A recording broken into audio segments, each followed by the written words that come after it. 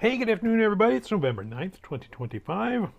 We are in the New Testament book of John. We're going to read chapter 4, verse 43 to chapter 5, verse 18. All right, so a couple of things happen here. See, Jesus was in Samaria and he goes to Galilee.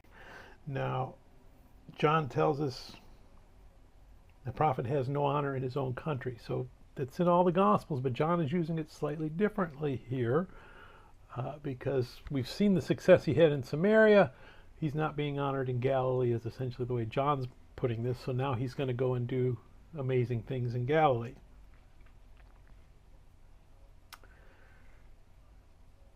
And he gives us his second miracle that happens outside of Judea. First one was water and the wine. This one he's going to cure probably a Gentile nobleman, cure his son.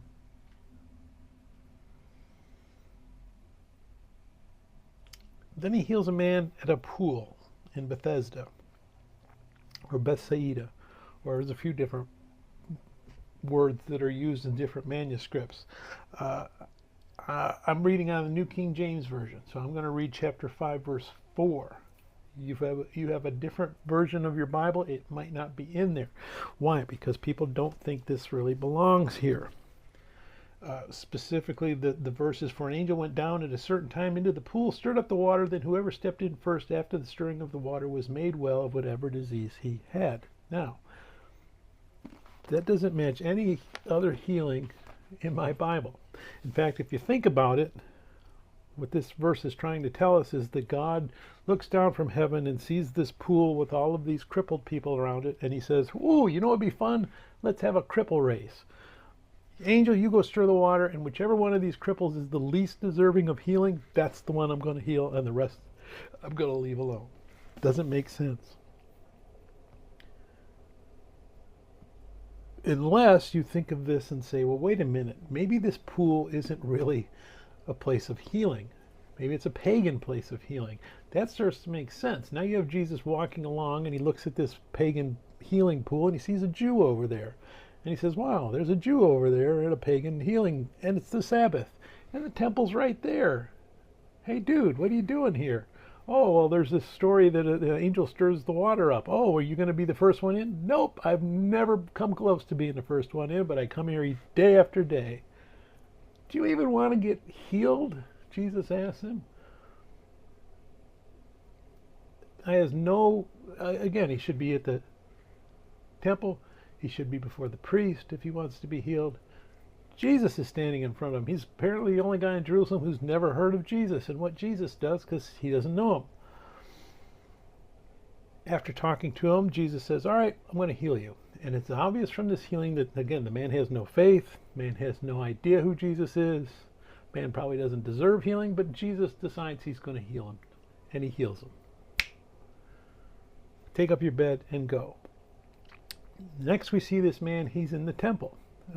Actually, he's walking through Jerusalem, the city, and the Sanhedrin people, the Pharisees and the Sadducees, see him carrying his bed and say, what are you doing? It's the Sabbath day. You're not supposed to do any work. Now,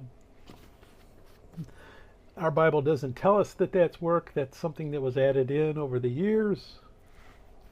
And he says, well, the guy told me to carry it who healed me. And he's going, well, who healed you? He says, I don't know.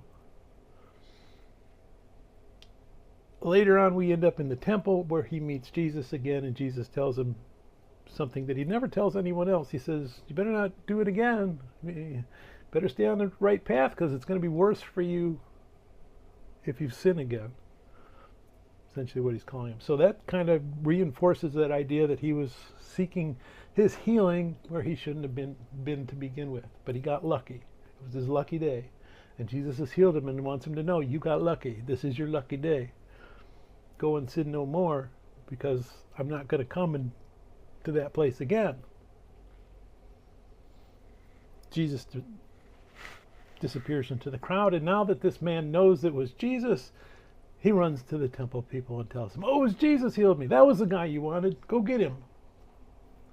But Jesus is long gone by then. And we see that being added to that list of offenses that the Pharisees and the Sadducees are keeping. They say, well, we got to kill that guy. That he's making mockery of us. He's healing on the Sabbath day. Only person that can heal is God, and he's equating himself to God, not with his mouth, but with his actions. He's actually healing people. And rather than see that he's God, they decide that they need to kill him. Let's go ahead. We're going to read John chapter 4, verse 43 to 5:18. Now after the 2 days he departed from there and went to Galilee, for Jesus himself testified that a prophet has no honor in his own country. So when he came to Galilee, the Galileans received him, having seen all the things he did in Jerusalem at the feast, for they also had gone to the feast. So Jesus came again to Cana of Galilee, where he had made the water wine, and there was a certain nobleman whose son was sick at Capernaum. When he heard that Jesus had come out of Judea into Galilee, he went to him and implored him to come down and heal his son, for he was at the point of death. Then Jesus said to him, unless you people see signs and wonders, you will by no means believe. The nobleman said to him, Sir, come down before my child dies. Jesus said to him, Go your way, your son lives. So the man believed the word of Jesus. So the man believed the word that Jesus spoke to him, and he went his way. And as he was now going down, his servant met him and told him, saying, Your son lives. Then he inquired of him the hour when he got better. And they said to him, Yesterday at the 7th hour the fever left him. So the father knew that it was at the same hour in which Jesus said to him, Your son lives. And he himself believed, in his whole household. This again is the second sign Jesus did when he had come out of Judea into Galilee. After this there was a feast of the Jews, and Jesus went up to Jerusalem. Now there is in Jerusalem by the sheep gate a pool, which is called in Hebrew Bethsaida, having 5 porches. In these lay a great multitude of sick people, blind, lame, paralyzed, waiting for the moving of the water. For an angel went down at a certain time into the pool and stirred up the water. Then whoever stepped in first after the stirring of the water was made well of whatever disease he had. Now a certain man was there who had an infirmity 38 years. When Jesus saw him lying there, and knew that he had already been in that condition a long time, he said to him, Do you want to be made well? The sick man answered him, Sir, I have no man to put me into the pool when the water is stirred up. But while I am coming, another steps down before me. Jesus said to him, Rise, take up your bed and walk. And immediately the man was made well, took up his bed and walked. And that day was a Sabbath. The Jews therefore said to him who was cured, It's the Sabbath, it is not lawful for you to carry your bed. He answered them, He who made me well said to me, Take up your bed and walk. Then they asked him, Who is the man who said to you, Take up your bed and walk? But the one who was healed did not know who it was, for Jesus had withdrawn, a multitude being in that place. Afterward Jesus found him in the temple and said to him, See, you have been made well, sin no more, lest a worse thing come upon you. The man departed and told the Jews that it was Jesus who had made him well. For this reason the Jews persecuted Jesus and sought to kill him, because he had done these things on the Sabbath. But Jesus answered them, My Father has been working until now, and I have been working. Therefore the Jews sought all the more to kill him, because he not only broke the Sabbath, but also said that God was his Father, making himself equal with God. May God bless reading his word. May God bless you. Bye.